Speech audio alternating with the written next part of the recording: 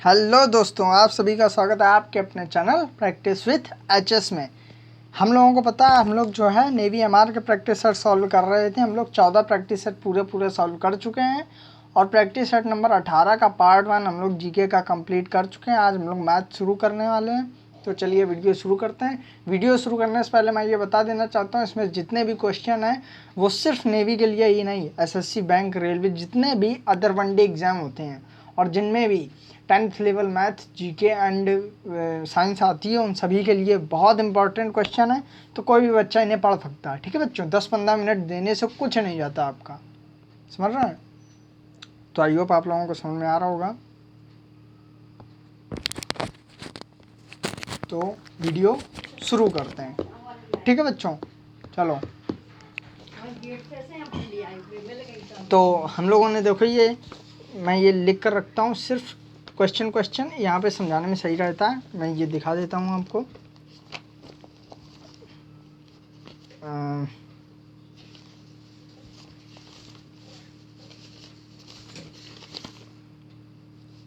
ये देखिए, ये वही क्वेश्चंस हैं जो मैंने लिख कर रखे हैं। तो चलिए शुरू करते हैं। पहला क्वेश्चन, दो संख्याओं 12,906 और 14,818 का मासापास 478 है, तो एलसीएम बताओ। देखिए, ये सूत्र एक होता है, पहली संख्या गुणा दूसरी संख्या बराबर एलसीएम गुणा HCF, ये होता है। ठीक है बच्चों, अब हम इससे मान रख लेते हैं। 12,906 गुणा 14,818 और हम लोगों को एलसीएम निकालना है, तो HCF बटे में आ जाएगा बराबर LCM। बस इसको सॉल्व कर लेना, आंसर आ जाएगा। तो चलिए इसको हम लोग सॉल्व आप लोग कर लीजिएगा। ठीक है, ना आए तो बताइएगा, फालतू में टाइम ज़्यादा वेस्ट हो जाएगा। इतना तो आप लोग सॉल्व कर ही सकते हैं ना। ठीक है बच्चों, ठीक। अगले पे हम लोग चलते हैं। अगला, दो संख्याओं का अनुपात 10:7 है, इनका अंतर 105 संख्याओं का योग। बहुत सिंपल क्वेश्चन है, इसको देखिए कैसे करते हैं। देखिए, दो संख्याओं का अनुपात x है। हम लोगों ने मान लिया, माना संख्या बराबर x, तो कह रहा हूँ उनका अंतर 105 है। ठीक है, उनका अंतर 105 है। इसका मतलब 10x - 7x बराबर 105 है। तो ये आएगा 3x बराबर 105 और x बराबर 35। ठीक है बच्चों, ये आ गया। अब कह रहा हूँ उन संख्याओं का योग क्या है, इसका मतलब योग पूछ रहा है। इसका मतलब 10x + 7x बराबर 17x बराबर 17 गुणा 35। जब हम लोग ये करेंगे तो फिर देखिए कितना आ जाए, सॉरी 7 गुणा 35 नहीं 17 ही आएगा, सॉरी 17 गुणा 35। जितना भी आएगा आप लोग देख लीजिएगा। ठीक है, गुणा करके जितना भी आए आप लोग देख लीजिएगा। अगले पे चलते हैं। अगला 20% अंक लेता है और 60 अंकों से फेल हो जाता है। दूसरा 15% अंक प्राप्त करता है और 120 अंकों से फेल हो जाता है, तो कुल अंक क्या है? देखिए, हम निकाल लेते हैं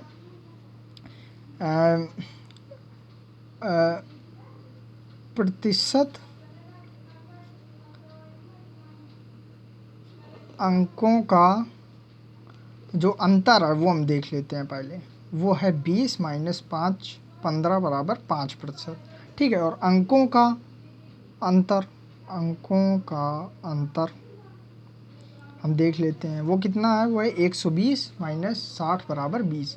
इसका मतलब 5% का मान है 60।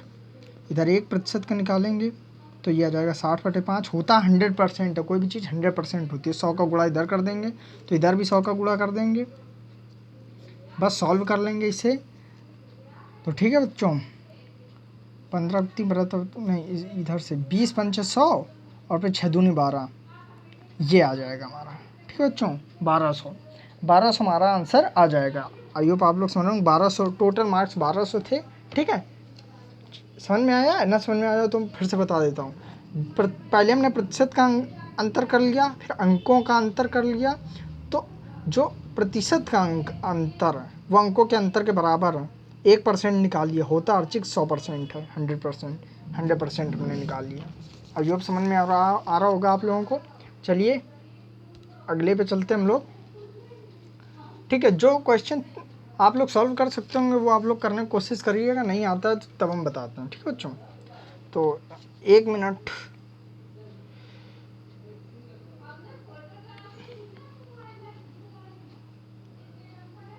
चलो देखते हैं। यह 2/3 कॉट स्क्वायर 30 अंश प्लस 3 साइन स्क्वायर 60 अंश माइनस कॉसेक 60 अंश माइनस 3/4 टेन स्क्वायर 60 अंश। इसको हम लोग सॉल्व कर लेते हैं। 2/3 कॉट 30 अंश का मान होता है √3 का स्क्वायर, इसका मतलब 3 प्लस 3 साइन स्क्वायर 60 अंश, साइन 60 अंश का मान होता है √3/2, स्क्वायर करेंगे 3/4, तो माइनस कॉसेक 60 अंश, साइन 60 अंश का मान होता है फाइन 60 अंश का मान होता है √3/2, कॉसेक 60 अंश का मान 2/√3 माइनस 3/4 टेन 60 अंश का मान √3 का स्क्वायर 3। बस ये हम लोगों को सॉल्व कर देना है, आंसर आ जाएगा। चलिए सॉल्व कर देते हैं। ये 2 से 2 कट जाएगा, 2 प्लस 9/4 माइनस 2/√3 माइनस 9/4, इससे ये कट जाएगा। इसको जब हम करेंगे तो ये आ जाएगा 2√3 माइनस 2/√3, ये आ जाएगा हमारा आंसर। आई होप आपको समझ में आ रहा होगा। ठीक है, अगले पे चलते हम लोग। अगला, एक आदमी किसी नदी किनारे खड़ा है और नदी के दूसरे किनारे पर पेड़ से 60 अंश का कोण बनाता है, और यदि यह किनारे से पीछे की ओर 20 मीटर हटता है तो कोण 30 अंश का हो जाता है, तो पेड़ की ऊंचाई क्या आ गई। ये देखिए, यह पेड़ उसमें कह रहा है कि किनारे खड़ा है, नदी किनारे दूसरी ओर 60 अंश का कोण बना रहा है। समझ रहे हैं, इसका मतलब ये 60 अंश है, और उसके बाद पीछे की ओर 20 मीटर जाता है, ये 20 है मीटर गया। ठीक है, और फिर वो 30 अंश का बना रहा।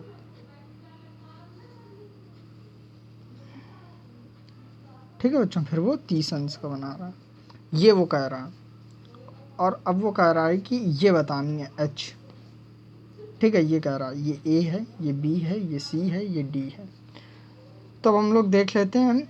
देखिए ये 30 अंश है, ठीक है, और ये 90 से ज़्यादा है। ये 90 ये होता है ना, ये है 90 से ये ज़्यादा है।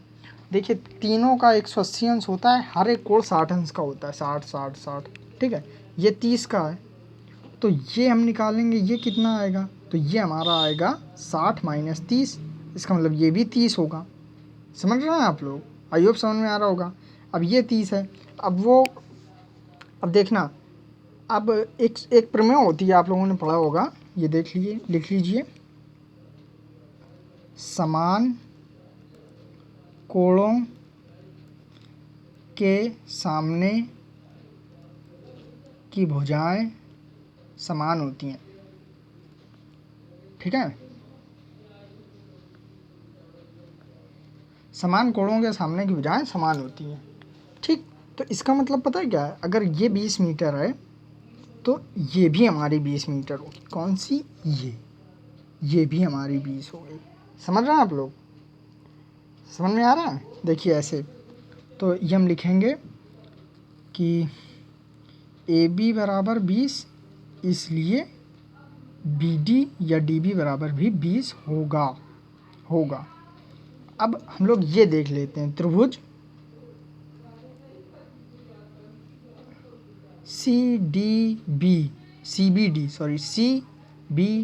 में, त्रिभुज CBD में, ठीक है, इधर हम लगा लेंगे कौशिक 60 अंश बराबर लंब बटा कर्ण, कर्ण बटा लंब। ठीक है, कर्ण बटा लंब होगा। कर्ण देखिए यहाँ क्या है, कर्ण क्या है, कर्ण ये है ना, त्रिभुज ये ले रहे हैं, ये वाला कर्ण ये है, लंब ये है, तो ये आ जाएगा 30/h। कौशिक 60 अंश का मान होता है 2, नहीं कौशिक 60 अंश का मतलब होता है 2/√3 बराबर 30/h। ठीक है, इससे ये कट जाएगा, ये आ जाएगा हमारा, सॉरी ये 20 है, रियली सॉरी ये 20 है, तो ये आ जाएगा हमारा 10। तो ये जब हम h बराबर निकालेंगे, h बराबर, तो ये आ जाएगा 10√3।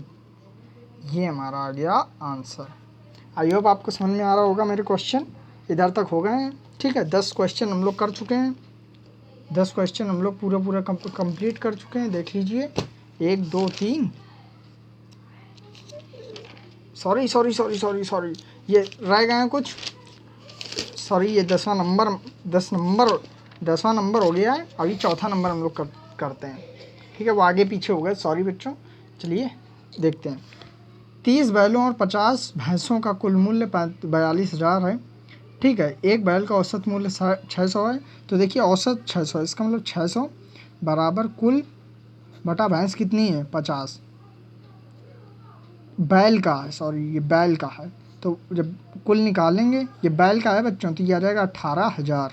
ठीक है, अब कह रहा है कि भैंस का औसत मूल्य बताओ। तो देखना, भैंस बैल प्लस भैंस बराबर 42,000 है ना, समझ रहे हो। इसका मतलब 18,000 प्लस भैंस बराबर 42,000 ये है। तो भैंस बराबर जब हम निकालेंगे तो ये आ जाएगा हमारा 24,000। ठीक है बच्चों, ये आ जाएगा हमारा 24,000। अब वो कह रहा है कि भैंस का औसत बताओ। तो भैंस का जब हम औसत निकालेंगे तो औसत बराबर कुल कितना है, कुल है 24,000, भैंस का कुल 24,000 है ना, और भैंस हैं कितनी, भैंस हैं 50। तो इसे जब हम सॉल्व करेंगे तो ये आ जाएगा 5 चौको 20 और उसके बाद 5 8 40, ये 480 आ जाएगा। ठीक है बच्चों, ये 480 आ जाएगा हमारा आंसर। आई होप आपको समझ में आ रहा होगा मैंने क्या किया है। किसी को कोई भी क्वेश्चन में दिक्कत हो तो बताइएगा। देखिए 600 रुपये जो है औसत था किसका, बैल का। तो बैल का हमने कुल निकाल दिया, फिर बैल और भैंस मिला के 42,000 हो रहा है। तो बैल और प्लस भैंस बराबर 42,000, भैंस बराबर निकाल लिया, औसत निकाल लिया। ठीक है बच्चों, अगले पे हम लोग चलते हैं। अगला है, एक आयत की लंबाई और चौड़ाई 5:4 है तो परिमिति 144, क्षेत्रफल बताओ। माना सीधे सीधे लिखो 5x, देखो जो ये लंबाई 5 है, चौड़ाई 4, हम x मान लेते हैं, तो ये 5x + 4x ऐसे हो जाएगा। तो पहले तो हम लिखते हैं आयत का परिमाप बराबर होता है क्या सूत्र, 2 कोष्टक में लंबाई धन चौड़ाई, ये होता है बच्चों। ठीक है, अब ये 2 कोष्टक में लंबाई धन चौड़ाई, ये 5x + 4x बराबर 144 आ जाएगा, ये 9x बराबर 72 आ जाएगा, x बराबर 8 आ जाएगा, नॉट 72। ठीक है बच्चों, अब इसके बाद कह रहा है क्षेत्रफल बताओ। तो पहले तो हम लंबाई निकाल लेते हैं। लंबाई है हमारी 5x बराबर 8 × 32 = 8 × 40 मीटर, और चौड़ाई है हमारी 4x बराबर 8 × 32 मीटर। ठीक है, ये लंबाई है, ये चौड़ाई है, इतनी हम लोगों को आ गई। हम लोगों को क्षेत्रफल ज्ञात करना। तो आयत का जो क्षेत्रफल होता है वो होता है लंबाई गुणा चौड़ाई। ठीक है बच्चों, तो बस 40 × 32 कर देंगे, आ जाएगा हमारा आंसर। ठीक है बच्चों, इतना आप लोग कर लीजिएगा। आई होप आप लोगों को मेरे सारे क्वेश्चन समझ में आते होंगे। अगर रियल में समझ में आते हैं थोड़ा से भी कुछ क्वेश्चन, तो आप लोग ज़रूर बताया कि ये देखिए हम लोग इतनी मेहनत करते हैं। ठीक है, और कोई मतलब अच्छा रिस्पांस नहीं आता तो यार थोड़ा लगता है कि यार बताओ मेहनत इतनी कर रहे हैं और कुछ नहीं मिलता है। तो आप लोग थोड़ा सा ध्यान रखा करिए, और अगर क्वेश्चन रियल में अगर समझ में आया करें, तो मैं कह रहा हूँ अगर समझ में आया करें तो बच्चों ने लाइक शेयर सब्सक्राइब ज़रूर किया करो। इससे हम लोग पता है, इससे हम लोगों को मोटिवेशन मिलता है यार, समझ रहे हैं आप लोग। आई होप समझ में आ रहा होगा। तो ये आप लोग कर लीजिएगा, आ जाएगा जितना भी आएगा आंसर, ये आ जाएगा 32 दूनी 64, 32 तिया 96, 32 चौको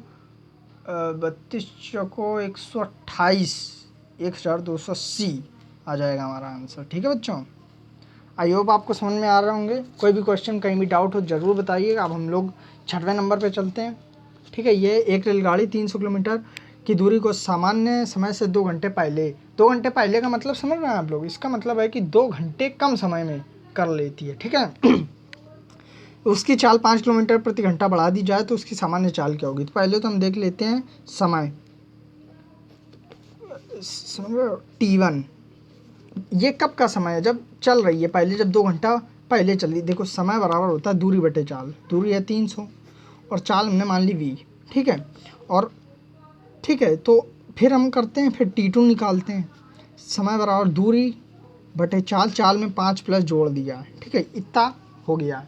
अब 2 घंटे पहले तय करते हैं, मतलब समझ रहे हो 2 घंटे पहले का, इसका मतलब T1 - T2 बराबर 2 है। इसका मतलब 2 घंटे वो पहले तय कर लेता है, समय से 2 घंटा पहले। T1 - T2 बराबर 2 है। बस इसको सॉल्व कर देंगे हम। 300/v माइनस 300/v + 5 बराबर 2, और 300 कॉमन ले लेंगे तो ये आ जाएगा हमारा v + 5 - v/v + 5 बराबर 2। v से v कट जाएगा तो ये आ जाएगा हमारा, तो ये आ जाएगा हमारा 300 × 5 बराबर 2v² और प्लस का 10v। ठीक है, तो जब हम इसको सॉल्व करेंगे तो ये जब हम देखिए इसको जब हम सॉल्व करेंगे तो ये 0 0 पंक्ति 1500, ये 1500 आ जाएगा और ये 2v² प्लस 10v। इसको हम 2 से भाग कर देंगे तो फिर ये आ जाएगा v² प्लस 5b बराबर 750। ठीक है बच्चों, ये आ जाएगा। तो इसको हम यहाँ पे सॉल्व कर देते हैं, 1 मिनट यहाँ। ठीक है, तो उसके बाद जब हम करेंगे v² प्लस 5b माइनस 750 बराबर 0, जब हम इसको सॉल्व करेंगे तो ये आ जाएगा हमारा, कितना आ जाएगा, ये हमारा आ जाएगा 30 दूनी 60, 25 दूनी 50, 25 तिहाई 75, 25 तिहाई 75, इसका मतलब 30 माइनस 25। इसे हम लोग करेंगे 30v minus 25v minus 750, v plus 30 minus 25 v plus 30। एक कोष्टक में v प्लस 30 आ जाएगा, एक कोष्टक में v माइनस 25 आ जाएगा।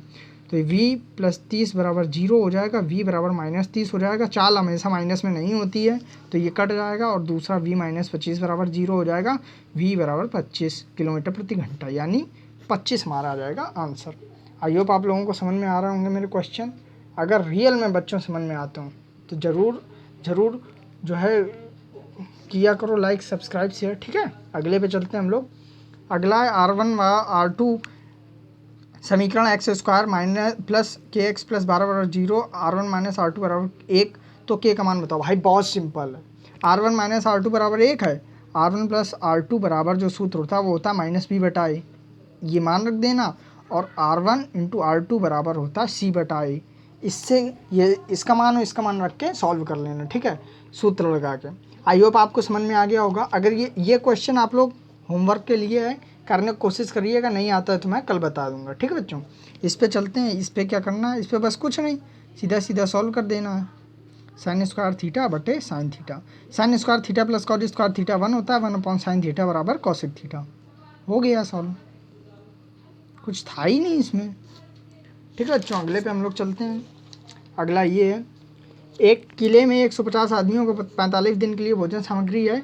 10 दिन के बाद 25 आदमी के लिए छोड़कर चले जाएं तो शेष भोजन सामग्री कितनी होगी, ये बताना है।